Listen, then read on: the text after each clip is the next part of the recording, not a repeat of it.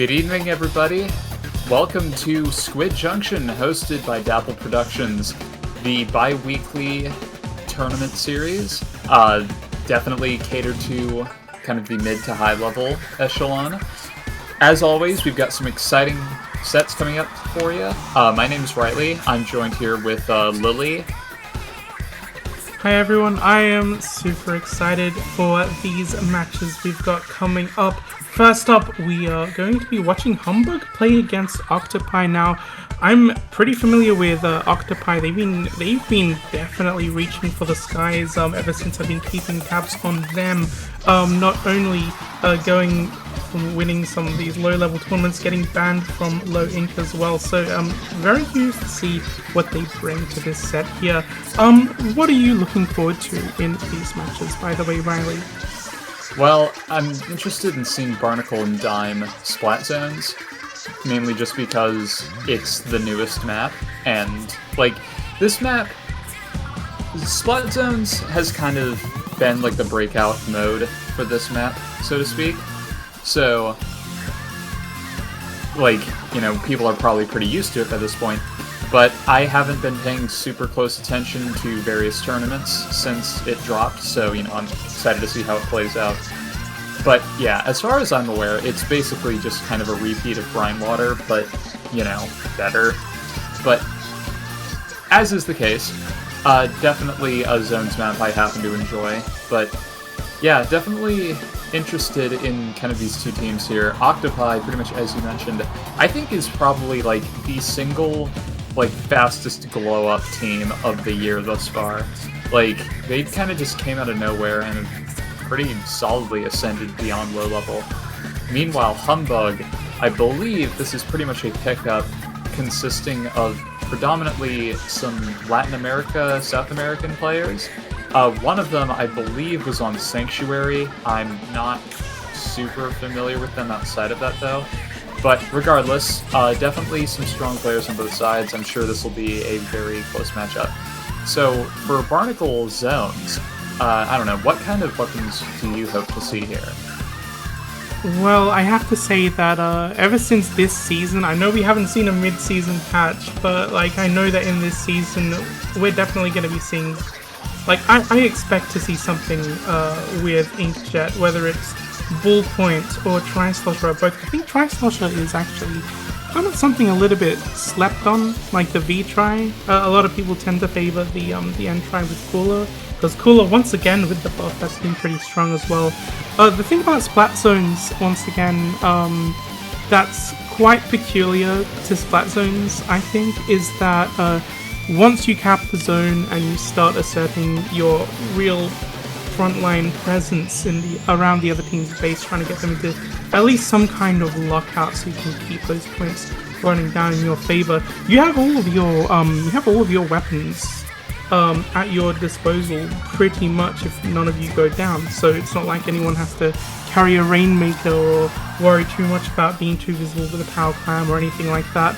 You're just focusing on keeping up your front line in order to be the most powerful team possible in that particular game.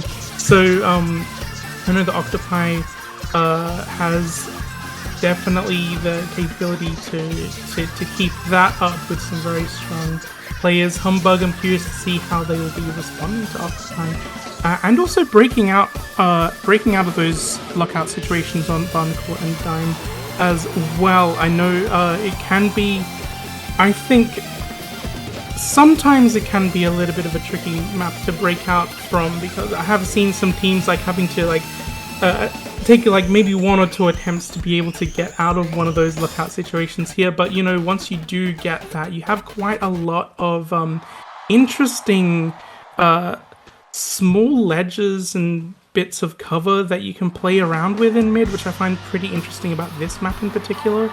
So I'm curious to see how it plays out, not just from the weapons, but also how they really make the map geometry work in their favor here. Yeah, you do have those kind of side routes. It's interesting. It's a very overdone observation, but it's like, this is the closest to a map that could have been in one of the previous Splatoon games, we have gotten this far, arguably, in Splat 3 in the realm of new maps. But regarding what you said with, like, Inkjet, so obviously, Ballpoint is the premier Inkjet weapon right now. Well, okay, the match is starting, so I will get back to that point later. Please don't let me forget. But, yes, we are going into the game now. We've got the Wiper and the double bucket coming from Octopi here. Meanwhile, Humbug comes through with, indeed, the V Ballpoint and the Tri-Nouveau. That ties into what I was going to talk about. We've got the Double Ninja as well with the Haunt Vanilla Slosher. Also, the X-Splasher with the two mains of Ink Recovery, which is fascinating to me because that's probably the least used main ability you see at this point. But yeah, Octopi gets control of the zone first. We see Ozuna on the Tri-Slosher coming through for a flank, able to shut down the Crab Tank, but it's not enough to, take away control of zone. We see Rose pushing up the Inks, pushing up in front of zone as well, popping the Ink Storm. Pretty solidly in control of mid here, but the Trizuka and the Inkjet coming out. We see Snoo here, overextending just a little bit here. That's 2 down on the side of Octopi, and they burned their Tri-Strikes. They don't have much to keep in control of zone. They are 1 down as well. They're getting a bit staggered here. Humbug does have a decent opportunity to take control of zone, and that is exactly what they'll do. Yeah, that's right, Riley. What we saw there was Octopi getting a little bit too staggered, trying to really assert their front line, but using that opportunity to push forward, Humbug does manage to make use of these little high ground, ducking behind cover here just to make sure they're safe. But with the Inkjet coming out, actually, to really help them, followed up by those Tri-Strikes, this is going to give them so much paint control right up in Octopi's court, which they're really going to have to try and break out from, especially from the side. We're seeing the Crab come out as well to hopefully try and create an opening with 1 player, having gone down 2 players down on Humbug. This looks like it could be where Octopi comes back, but they do lose the lead as well.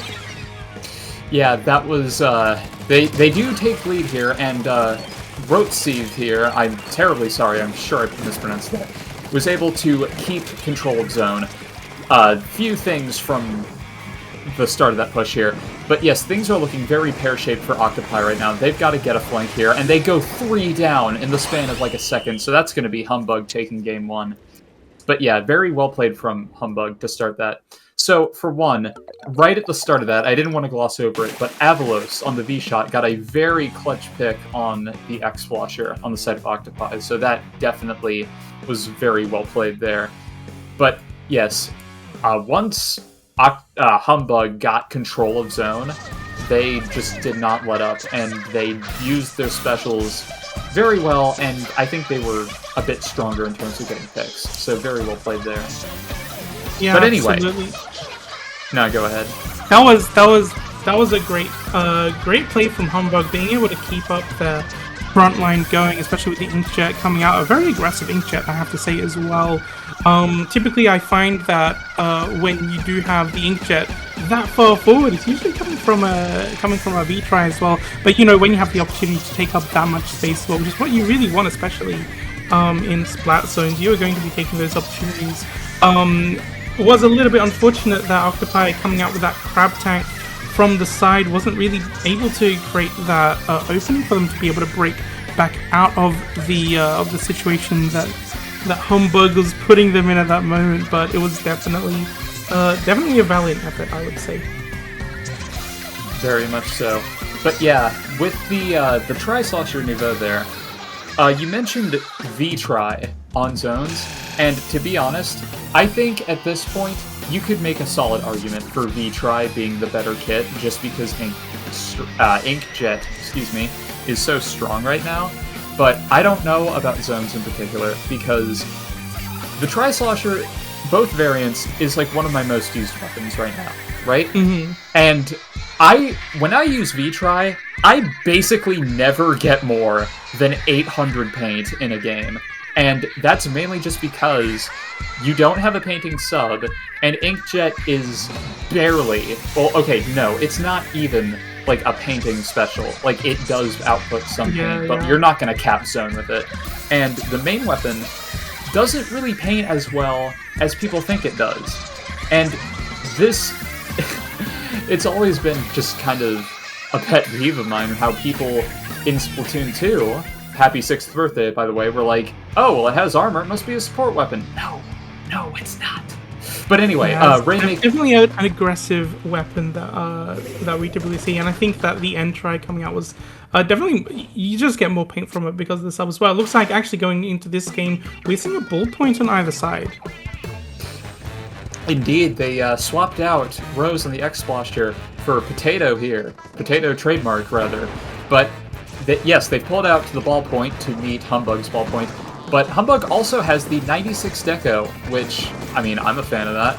So, you'll love to see it. And that's 3 down on Humbug right out the gate. I was about to say, things are looking very, evenly matched here. But no, Octopi balls in their court right away. And they will be sailing into the checkpoint, but...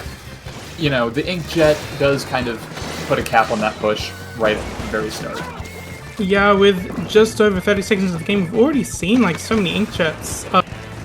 I felt like the Octopi's first Inkjet this game came out pretty much instantly. We saw taking over the, looking over the right side of the map. We are seeing the Kraken coming out, looking for a pick, trying to prevent also the Rainmaker from being able to get a lead on them, which they really don't want to have at this moment. It does look like Octopi has quite a lot of control. They're able to get back in front very quickly. Look at how quickly actually they were able to get their front line going once again. 2 picks, 3 picks, only that V-shot left on Humbug's side. Oh my goodness.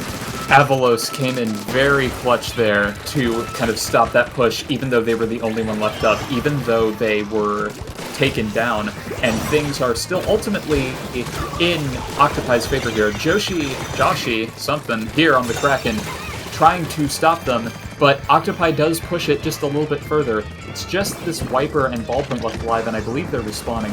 Avalos on the Trizuka, yet again, I believe just got a pick on the Wiper. They've been doing pretty well with this Trizuka here, which, that's something to be said for that. But yes, Humbug, despite being at a man disadvantage, does seem to be trying to get a push off here, but this Wiper is coming through on the flank. Ozuna under a lot of pressure, and unfortunately they'll just get barely clipped by that Killer Whale.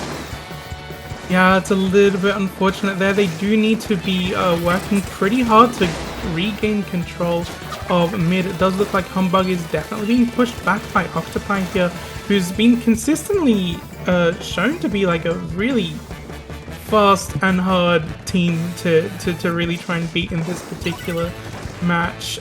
We are seeing the Rainmaker being reset. Humbug is going to be using this opportunity with 2 of their specials online, the V-Shot coming out as well. I think looks like 2 players actually do go down on the side of Humbug, unfortunately, so they weren't really able to capitalize much off of that.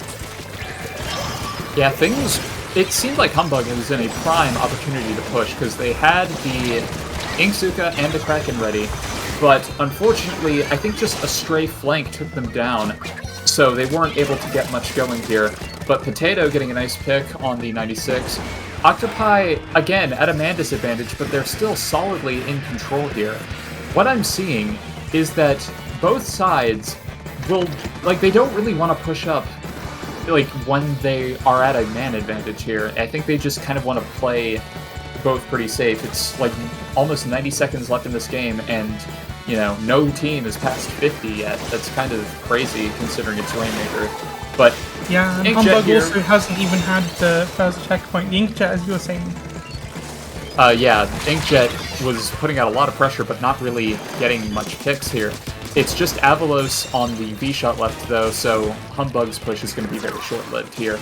And Octopi is getting some points in yet again with the V-Shot down.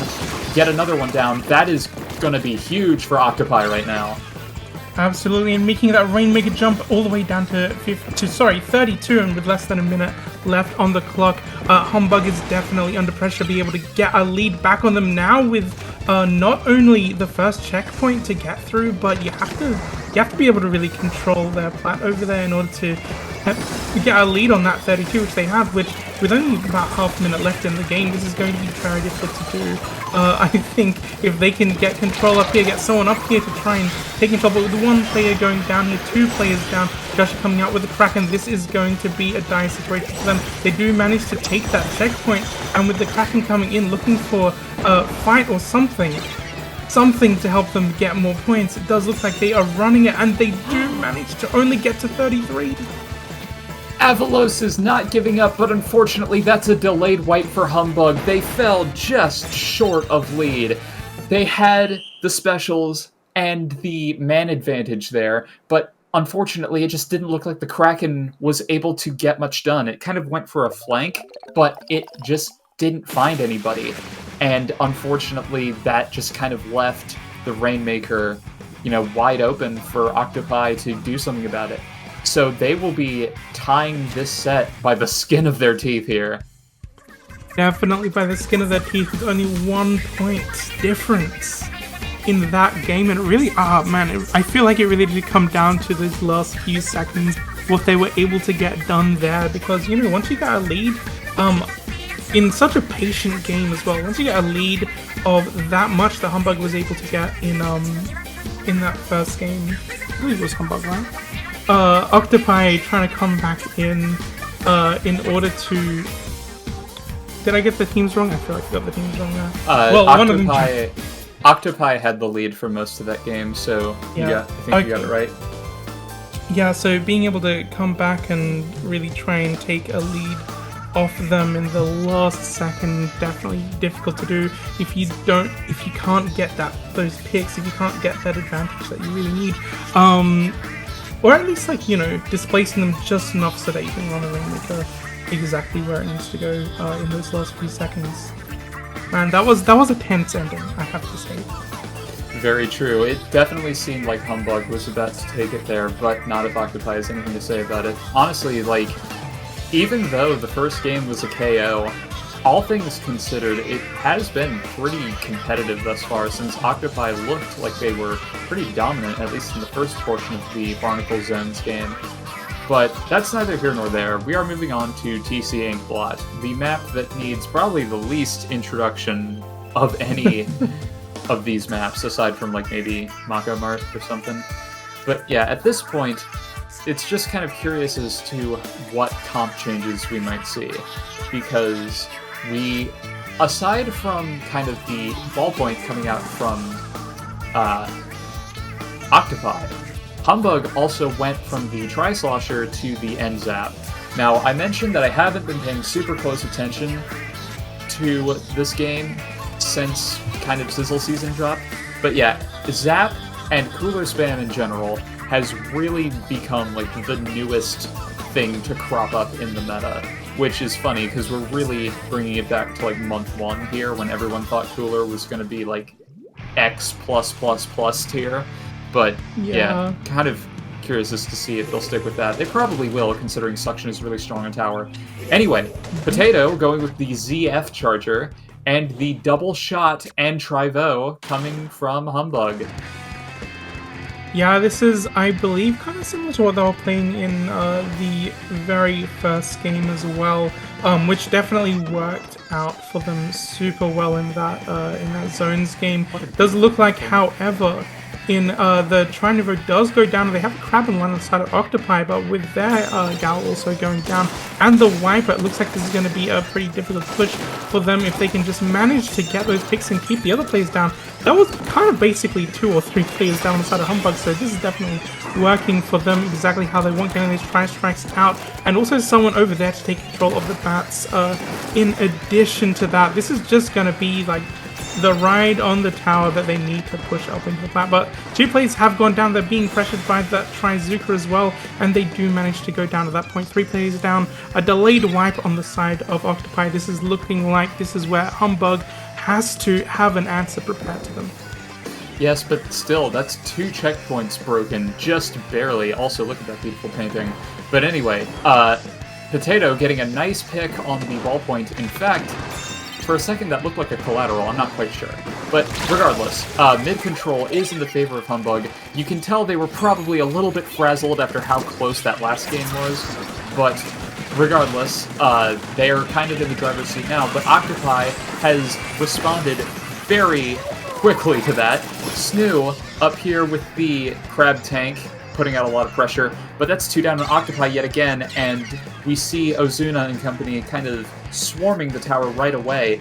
Both Snoo and Sprig up here on the bats. Avalos is just trying to do something about it, because, you don't want to just leave those guys unattended. Ozuna does take out the splash, but unfortunately does go down.